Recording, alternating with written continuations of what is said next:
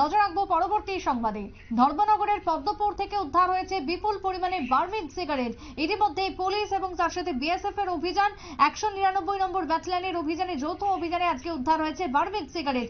কথা বলবো, টেলিফোন লাইনে রয়েছেন প্রতিনিধি রূপক দেবনাথ। রূপক দা, এই যে ধর্মনগরের আজকের অভিযানকে ঘিরে কি জানতে পারছো?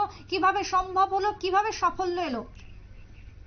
হ্যাঁ, আসলে পানিসাগর 199 নং ব্যাটালিয়নের কাছে আগে থেকে ওদের যে জান্সের কাছে খবর ছিল যে পদ্মপুর এই যে মধুবাড়ি লিংক রোড এলাকাতে একটি পরিত্যক্ত বাড়িতে প্রচুর পরিমাণ অবৈধ সিগারেট রাখা রয়েছে। তো সেই মোতাবেক আজকে ওরা আসে এখানে এবং ধর্মনগর পুলিশকে সাথে দিয়ে সেই জায়গা মধ্যে অভিযান চালায় এবং সেই অভিযানে প্রায় 1 কোটি টাকার উপরে সেখান থেকে অবৈধ সিগারেট উদ্ধার করা হয়।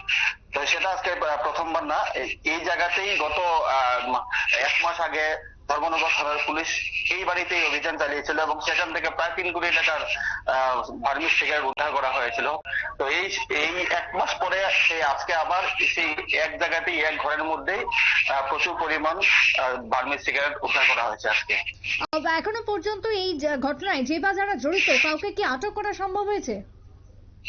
হ্যাঁ, গত 1 মাস আগে যখন সেখানে অভিযান চালানো হয়েছিল সেই জায়গার মধ্যে যে কথাটা বলেছিলাম যে কনস্টেবল পানিসাগর থানার পুলিশ কনস্টেবল শ্রীরাম দাসের বড় ভাই যিনি সুবল দাস, সেই সুবল দাসকে আটক করেছিল পুলিশ এবং আটক করে সেই থানা থেকেই তাদের ছেড়ে দেওয়া হয়েছিল। এবং আজকে যে জায়গার মধ্যে অভিযান চালানো হয়েছে সেখানে কাউকে যদিও পাওয়া যায়নি, কিন্তু আজকেও সেই মানে জায়গার মধ্যে শ্রীরাম দাসের যে একটি বোলেরো গাড়ি, সেই গাড়িটি রাখা ছিল, কিন্তু গাড়িটিকে গতদিনও সেটা গাড়িটিকে নিয়ে যাওয়া হয়নি এবং আজকেও কিন্তু সেই গাড়িটাকে কিন্তু সিজ করে নিয়ে যাওয়া হয়নি।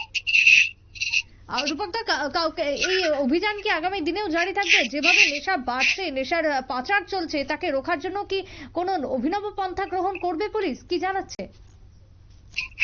একদম, দেখুন, পুলিশ চাইলে সবকিছুই করতে পারে। দেখুন, এই জায়গার মধ্যে ধর্মনগর থানা থেকে খুব একটা দূরত্ব নয় যে জায়গার মধ্যে এতগুলো সিগারেট সেখানে রাখা হয়েছে এবং 1 মাস আগেই একবার এখানে রেড করা হয়েছিল। তো সেই তারপর থেকে কিন্তু সেখানে কিন্তু ব্যবসা চালিয়ে যাচ্ছিল, ওরা সেই ব্যবসা বন্ধ করেনি। তো সেই জায়গার মধ্যে কিছু প্রশ্ন উঠে আসে যে এখান থেকে প্রায় 1.5-2 কিলোমিটার দূরত্বে থানা রয়েছে, সেই থানার এলাকার মধ্যে এরকম ভাবে 2 নম্বর সিগারেট এবং সিগারেটের ব্যবসা করে চালিয়ে যাচ্ছে, কিন্তু পুলিশের কাছে কোনো খবর নেই। তো আজকের দিনে সেই অভিযানটা চালিয়েছে কিন্তু বিএসএফ, পানিসাগর সেক্টরে বিএসএফ এসে কিন্তু এই জায়গাতে অভিযান চালায়।